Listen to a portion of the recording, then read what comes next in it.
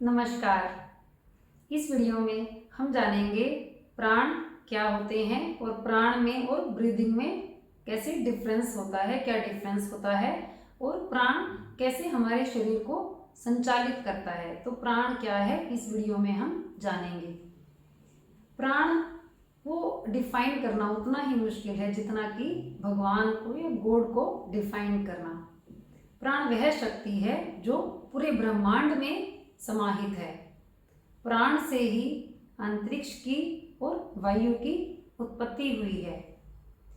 अंतरिक्ष के थ्रू ही वेव्स के थ्रू ही कोई भी शब्द जैसे कानों में पड़ता है तो प्राण को तृप्ति मिलती है। वायु के थ्रू ही कोई गंध हमारे नोज तक आती है और हमें एक सुगंध से जो प्राणों को तृप्ति मिलती है। तो अंतरिक्ष और वायु अपने पिता के समान प्राणों की सेवा करते रहते हैं। सिर्फ सूक्ष्म रूप से ही नहीं, स्थूल रूप से भी जो भी चारों तरफ हमें कुछ भी दिखाई देता है, चींटी से लेके हाथी तक, everything is manifestation of subtle cosmic energy, that is प्राणा।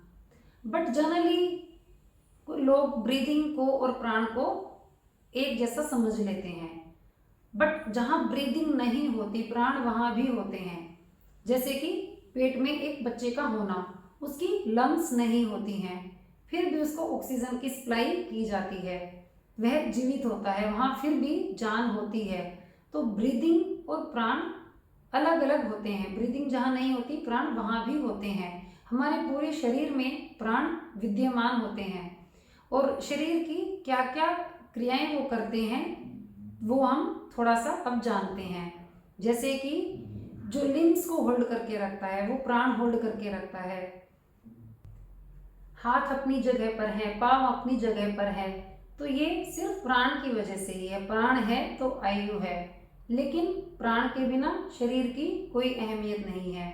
अगर शरीर खत्म हो सकता है लेकिन प्राण कभी खत्म नहीं हो सकते। हम खाए पिए बिना भी कुछ समय तक निकाल सकते हैं, देखे सुने बिना भी रह सकते हैं, लेकिन प्राणों के बिना इस शरीर का कोई अस्तित्व नहीं है। मन में कोई भी विचार आना प्राण की सबसे सूक्ष्म और सबसे महत्वपूर्ण क्रिया है। सोच के देखिए, what is thought? Consciously, subconsciously, unconsciously, मतलब हर वक्त कोई ना कोई विचार हमारे मन में हर वक्त चलते ही रहते हैं। So thought is the finest and very highest action of prana। जैसे कि कहा गया है कि चलम वायुम चलम चितम, जैसे जैसे वायु ज़्यादा चलती है ऐसे ऐसे चित्त भी हमारा ज़्यादा चलता है।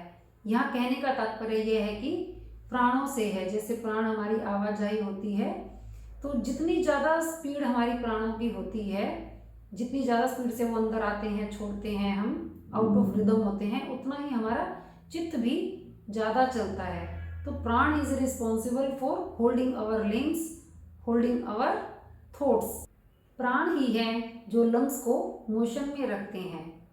बट कुछ लोग होते हैं, योगी लोग, जो बिना लंग्स को मोशन में रखे भी अपने आप को जीवित रखने में सक्सेसफुल हो जाते हैं। जैसे पानी के अंदर, मिट्टी के अंदर कुछ योगी लोग अपने आप को ले जाते हैं, कुछ समय तक वहाँ पे रहते हैं।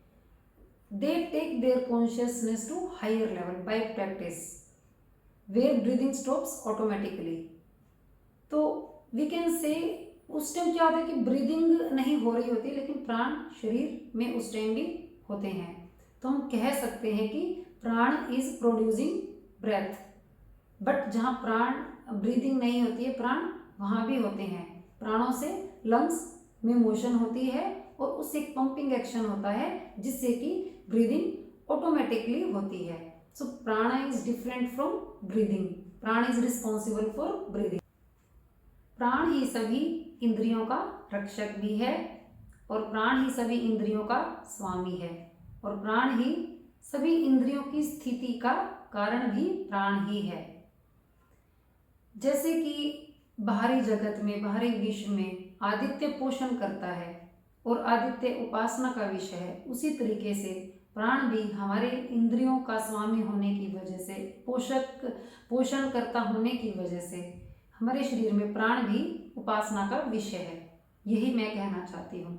और जैसे कि हम कई बार होता है कि हम न्यूट्रिशन का भी ध्यान देते हैं, हम व्यायाम भी प्रॉपर करते हैं, पूरा स्लीप भी प्रॉपर लेते हैं, लेकिन फिर भी हमारा शरीर फिट नहीं होता, बहुत सी बीमारियां उसके अंदर होती हैं हमारे शरीर में। तो कहने का मतलब ये कि we have missed the real source of energy, that is prana. प्राणों को हम वात भी कह सकते हैं। योगा में जिसे हम प्राण कहते हैं, आयुर्वेद में उसे ही हम वात कहते हैं। लेकिन कभी कभी क्या होता है कि शरीर में ये प्राणों का डिस्ट्रीब्यूशन इक्वल नहीं हो पाता है, यूनिफॉर्मिटी नहीं रहती है कि पूरे जैसे नीज में हुआ, कभी हील्स में हुआ, फिंगर्स टोज में, कहीं भी हो सकता है कि कई बार स्वेलिंग हो जाती है, पेन होता है, तो वो हम कह सकते हैं कि वो प्राणों के अनइक्वल डिस्ट्रीब्यूशन से होता है। तो इसी तरीके से बहुत सारे डिजीज जो हमारे शरीर में होते हैं वो that is unequal distribution of प्राणा शक्ति। कभी कभी हम देखते हैं कि जैसे कोई आर्टिस्ट है, कोई स्पीकर है, कोई अच्छा योगा करने वाला है, कोई योगी है, तो कोई अच्छा बिजनेसमैन है, कुछ भी जो अच्छा कर रहा है, तो हम कह सकते हैं कि उसके अंदर प्राण शक्ति ज़्यादा है। Where there is extraordinary display of power, that is manifestation of prana. तो इसीलिए हमें अगर फिट रहना है, अपनी पर्सनैलिटी को, अपने आप को इम्प्रूव करना है, तो हमें प्राणों पर भी काम करना होगा। तो प्राणों को कैसे हम कंट्रोल में कर सकते हैं, कैसे हम ठीक कर सकते हैं, वो है लंग्स के थ्रू, क्योंकि प्राण डायरेक्टली लंग्स को ही इम्पैक्ट करते हैं, उसमें मोशन प्रोवाइड करते हैं। और तरीके से हम प्राणों को कंट्रोल नहीं कर सकते हैं। तो बेसिक जो स्टार्टिंग होती है वो हम लंग्स के थ्रू ही करते हैं, because prana is the thread which holds the breath. तो अगर हम प्राणों पर काम करेंगे तो अपने आप को फिट रख सकते हैं।